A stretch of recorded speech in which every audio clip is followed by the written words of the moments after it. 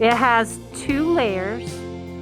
There is a layer behind that is a circle that has texture that's embossed on it, and a layer in front that has color on it from the can. There are 2 layers. 1 layer is textured, 1 layer has color, and there are also no sharp points. When you look at the triangle, the sharp points have been rounded off. What is the reason for having jewelry without sharp points? So if you're wearing these earrings and go in for a hug someday when hugs are legal again, and somebody squeezes you real hard and it presses the earring into your neck, it doesn't like cause you to bleed and die. So we make jewelry for good, not evil. So this was the drawing that I did for these earrings. This was another design that I was working on using this lemon. So I have a friend who likes lemons.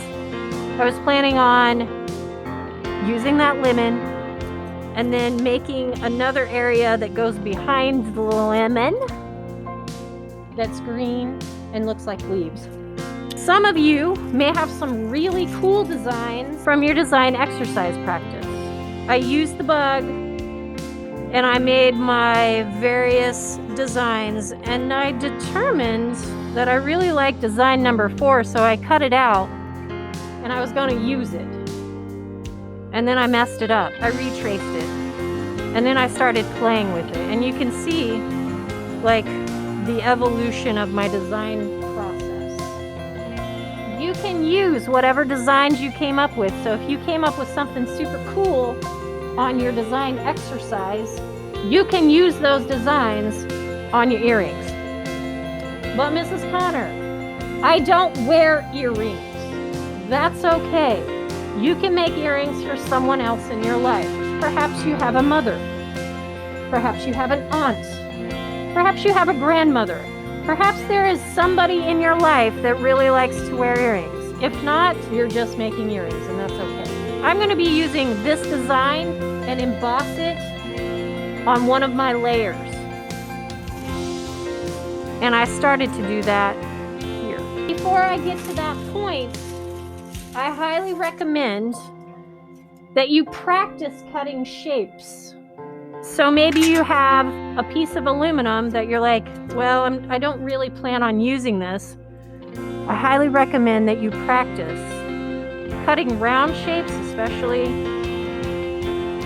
if you plan on making smooth cuts.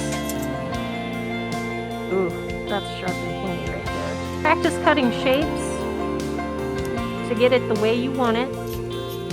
Also, I highly recommend that you practice making textures. So in the other video that I put with this assignment, there's a lady who talks about making texture and using color. Grab some scrap aluminum and practice making some textures. You should have a nice ruler in your kit. You should also have this cuticle stick, and you also have a couple of different nails that make great texture. So you can freehand designs, or if you're wanting specific straight lines, you can use your ruler to make straight lines. You can also use your ruler if you liked the folded fan to just kind of score the metal where you want to fold it. I will say that if you press too hard with the nail, you will cut through the aluminum. So be gentle with the nail. So you should practice making texture.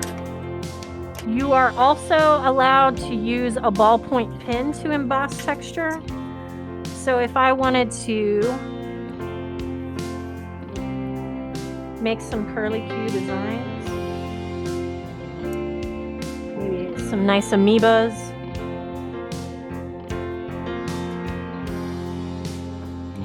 or if I wanted to transfer this design onto a piece of metal, I highly recommend making a copy of this, cutting it out, using a glue stick and gluing it to your metal, and then using a ballpoint pen to trace over those lines. So you can see that there's kind of a raised surface there. But when you put pressure on it, it starts to curl the metal. So think about, what if you flipped it over and drew on it from the back side as well.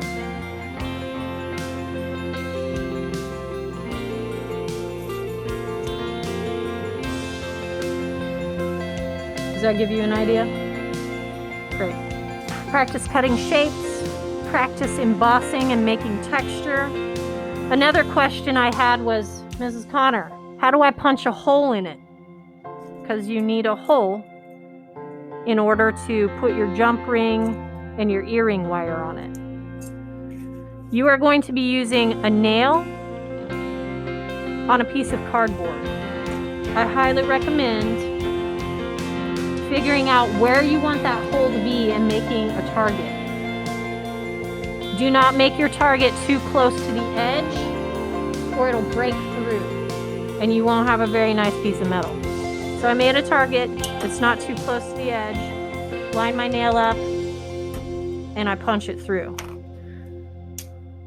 Now if you look at this, you see how it looks like a gun shot through it, and there's all that raised nasty material? That's gonna hurt. You make jewelry for good, not evil. Flip it over, take the back side of your nail, smash it down.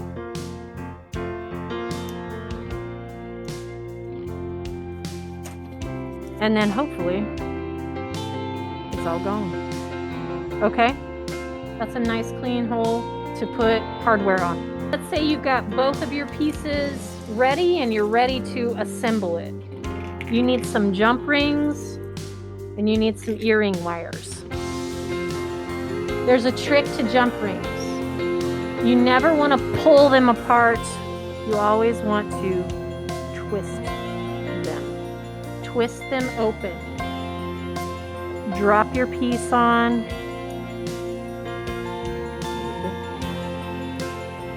Drop your earring wire on.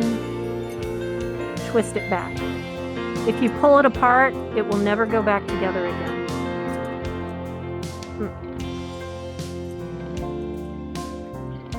And that is how you assemble your earrings. There are certain requirements for your earrings. Your earrings need to have at least 2 pieces of metal. Your earrings also have to have texture. And I know that some of the Monster cans have texture on them already. I need you to play with the material and make your own